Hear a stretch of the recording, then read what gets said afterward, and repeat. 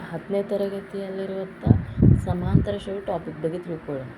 ಮೊದಲ ಪದವನ್ನು ಹೊರತುಪಡಿಸಿ ಪ್ರತಿಯೊಂದು ಪದವನ್ನು ಪಡೆಯಲು ಅದರ ಹಿಂದಿನ ಪದಕ್ಕೆ ಒಂದು ನಿರ್ದಿಷ್ಟ ಸಂಖ್ಯೆಯನ್ನು ಕೂಡಿಸುವುದರಿಂದ ಪಡೆಯುವ ಸಂಖ್ಯೆಯ ಪಟ್ಟಿಯೇ ಸಮಾಂತರ ಶ್ರೇಣಿ ಅಂತಿದೆ.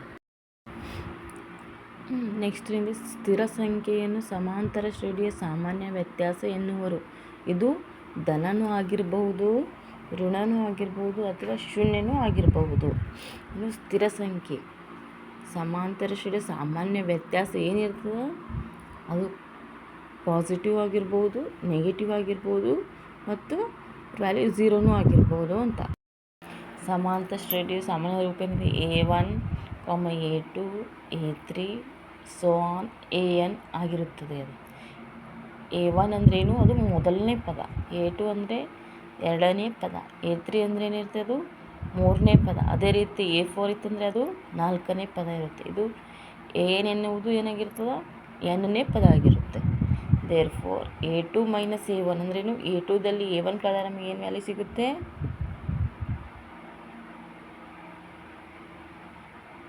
A2 ವ್ಯಾಲ್ಯೂ ಸಿಗುತ್ತದೆ. A3ಯಲ್ಲಿ A2 ಕಳೆದಾಗ ಏನು ಸಿಗುತ್ತೆ ನಮಗೆ,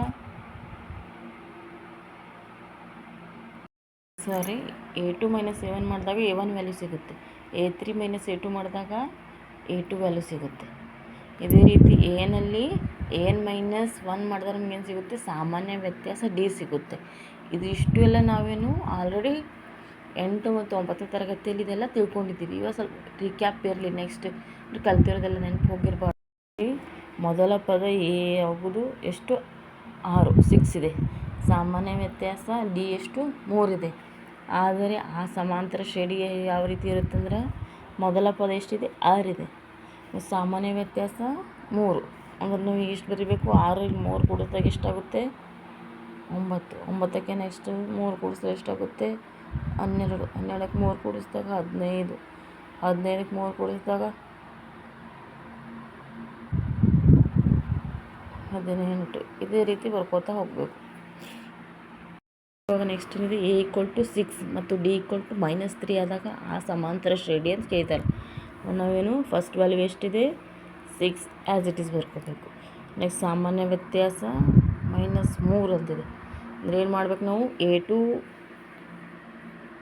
A1 ಈ ಸಾಮಾನ್ಯ ವ್ಯತ್ಯಾಸನ ಯಾವ ಸಾಮಾನ್ಯ ವ್ಯತ್ಯಾಸ A plus D A + 2D ಈ ರೀತಿ ಕಂಡುಹಿಡಿಬೇಕಲ್ವ. A ಅಂದರೆ ಎಷ್ಟಿದೆ 6, A + 2D. A ಅಂದರೆ ಎಷ್ಟು 2D. A plus D value ಎಷ್ಟಿದೆ -3 ಇದೆ.